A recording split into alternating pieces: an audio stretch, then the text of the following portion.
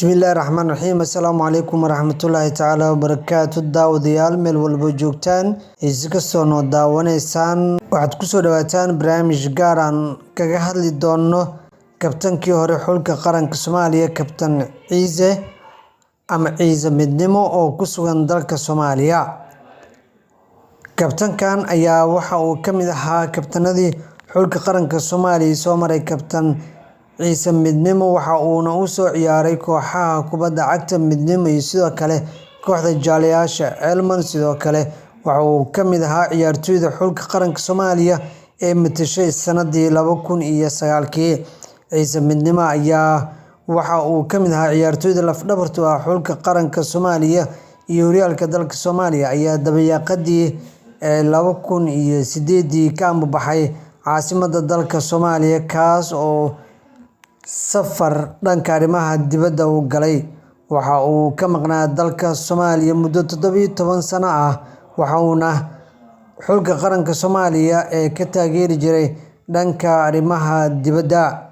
Kabtan Ciise ayaa hadda ku sugan caasimadda Soomaaliya, isagoona soo dhaweyn weyn ee loo sameeyay, waxaana qayb ka ahaa martida ay soo dhaweeyeen xiriirka kubadda cagta ee Soomaaliya. Kabtan Ciise ayaa dhowaan waxa uu sidoo kale ka qayb galay shirweynaha ee lagu dooranayay xiriirka kubadda cagta adduunka oo markaasi ay ku casuumeen xiriirka kubadda cagta Soomaaliya.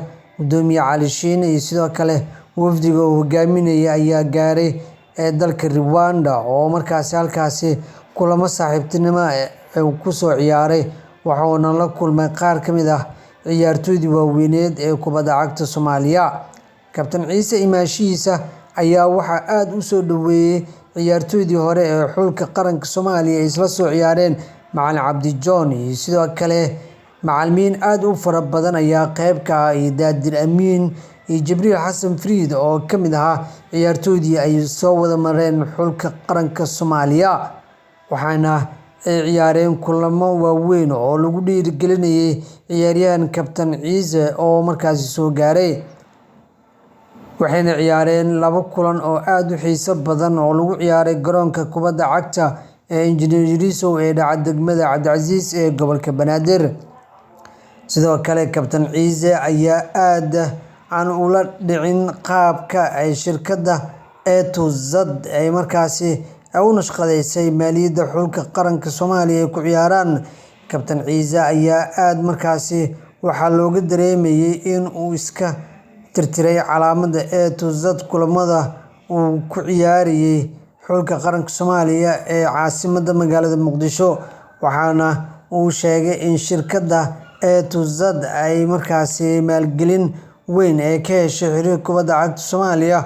Sidoo kale waxa uu sheegay Kabtan Ciise in xulka Soomaaliya ama xulalka caalamkaba ay maalgeliyaan shirkadaha waaweyn ee markaasi Nike iyo sidoo kale shirkadda Adidas ay xulalka ay siiso maalgelin, maadaama aysan xulka wax lacag ah aysan ku bixin ama qarashaada. Sidoo kale shirkadda A2Z oo dhowaan xiriirka heshiis ay wada gaareen ay markaasi ay ku qaadatay qandaraas lacag aan weli la cayimin oo markaasi ku beegan tahay in xiriirka kubadda cagta Soomaaliya laga qaado si ay u nashqadeyso maaliyadda xulka qaranka Soomaaliya. Kabtan Ciise ayaa aad markaasi aan ugu soo muuqan shirkadda A2Z, laakiin kulamada uu ciyaaray ciyaartoyda kale ay maaliyadda ay markaasi ku qorneed loogada A2Z ee markaas shirkadda qalabka isboortiga. Waxaana la filayaa in isbeddelo waaweyn ay ka yimaadaan arrintani oo falcelisay. Sidoo kale arrintan ayaa waxaa dhowaan ka hadlay fanaanka weynaa ee Nimcaan Xasan Hilaac oo markaasi sheegay in uu ka rabo laaluush shirkadda A2Z uu markaasi sheegay kabtanka xulka qaranka Soomaaliya. Sidoo kale isla kabtanka ayaa u jawaabay fanaanka weyn ee Nimcaan Hilaac, kaasoo sheegay in aan waxba ka aqoonin kubadda cagta Soomaaliya aysan ahayn dhanka fanka. Guud ahaan daawadayaal, halkaas waxaan kusoo gabagabeynaynaa barnaamijkii gaarka aan ugu talagalnay Kabtan Ciise oo ka mid ah ciyaartoyda xulka qaranka Soomaaliya. Sidoo kale waxaad naga daawanaysaan YouTube-ka Tuta TV.